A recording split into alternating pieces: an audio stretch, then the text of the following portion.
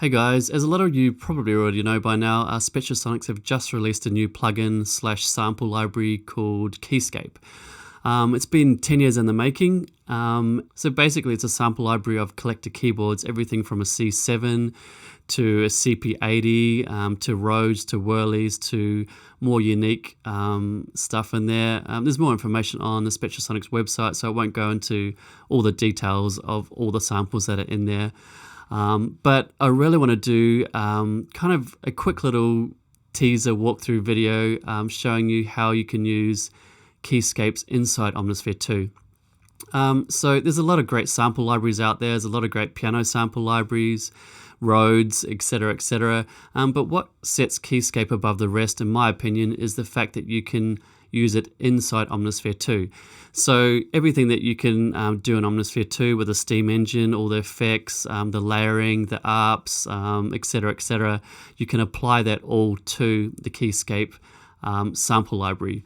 I actually had the privilege of beta testing the Keyscape sample library for Spectrasonics.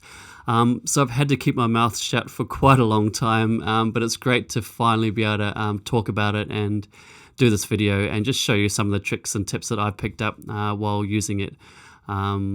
Okay, so let's start pulling some sounds in and tweaking them, and hopefully this inspires your creativity and you can see kind of what's possible when you combine the two, Keyscape and Omnisphere 2. Okay, this is an initialized patch. I'm just going to go in here. I'm going to filter the patch browser by Keyscape library to make it easier to find stuff. Let's just choose a basic Rhodes for now. So when you choose a patch, it opens up with the Keyscape initial page here with all the controllable features. It's kind of a summary of what's happening behind the scenes in Omnisphere. Okay, I'm just going to change a few little things here. So like take off the tremolo, take off the mechanical. I don't want the release samples. So what a release sample is the sound of the key releasing, obviously. So you can hear that if I turn it up, it's the sound you get after you release a key. So I'm going to take that off. I'm going to turn the pedal noise down. That's cool. You've got your tone settings, effects. That all looks good. I'm going to close the initial page here, and now it brings you into Omnisphere where you can get even more in depth with the tweaking side of things. So I'm going to just try a few things, reverse it, have the start of the sample a little bit later. So let's try there. Sounds good. Let's open the envelope. Let's give the front end a little bit less attack, so it's a bit smoother. That looks good. Awesome. Now I'm going to go into multi-mode. I'm going to put some effects on an auxiliary 1. Let's choose one of my rack stack effects. That's nice. Okay, let me see. Let's go back here. Go to effects. I'm going to turn this off. I'm going to take a little bit of the bass off. I'm going to turn some analog chorus on, and I'm going to make it stereo, not mono. I think the rate's going to be too much. So let's bring that down so it's more subtle.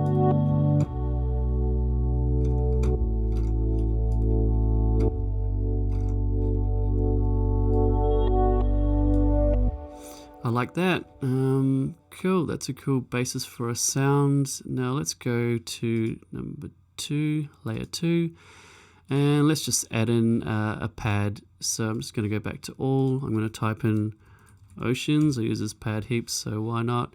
I just need to make sure that it's on all types so it finds it. Here we go. Close that. Go to multi. Put it through that reverb stack I showed you before.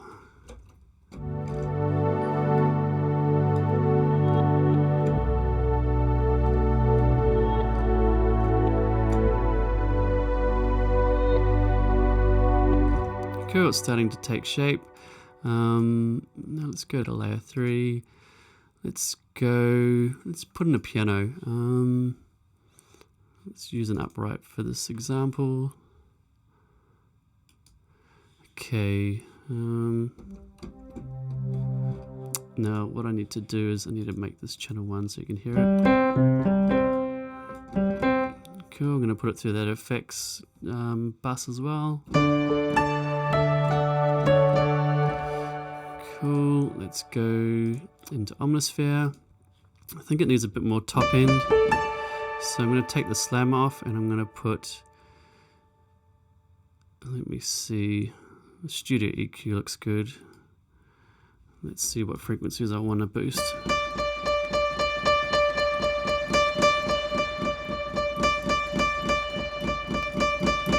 That sounds good, it's cutting through a bit more. Let's actually get rid of this. Pull this up and put a delay on it, just a simple left right delay. Okay, let me see, this one looks good. Let's change it to 1/8, not dotted.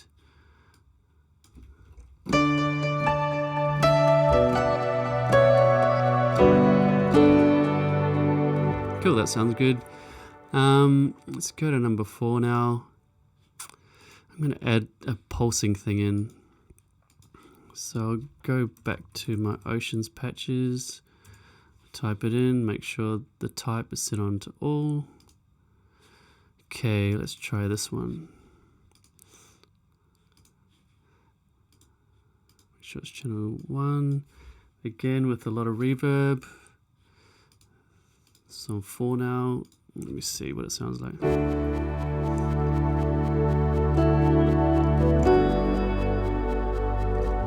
Okay, let's try putting even more reverb on this thing. Let's put a whole stack of it on. I'm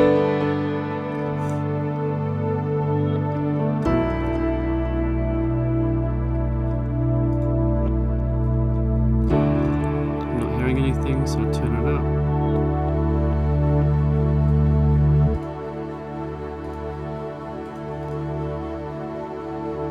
Oops.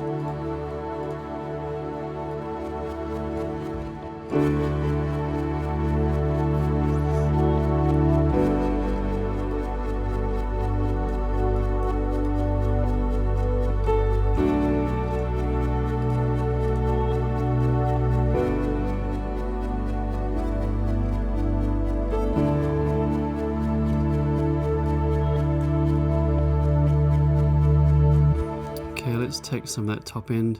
A little trick with these knobs here, virtual knobs, if you hold Command down on your keyboard, well, at least on a Mac I know it does this, it centers them all, so it's a quick way to reset all these. I'm just going to take some top end off it because I don't want it too bright. So let's see, that I shouldn't have centered that, should have just taken it off.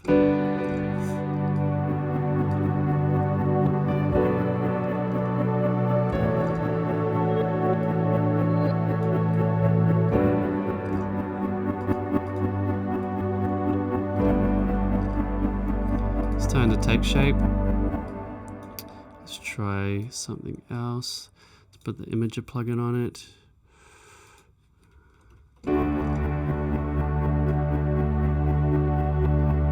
There we go, it just makes it a bit wider so it's not in the middle where the piano is. Okay, now let's just mix it a bit better. Let's go, whoopsie, mixer.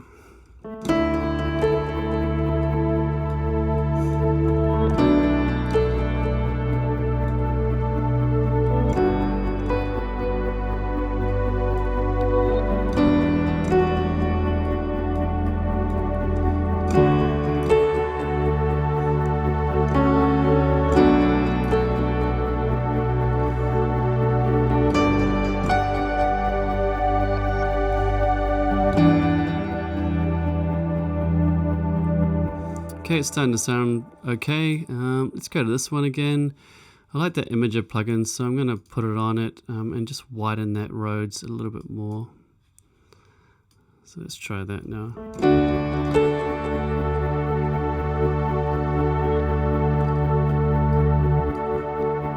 Let's go back and solo it so I can hear it in isolation.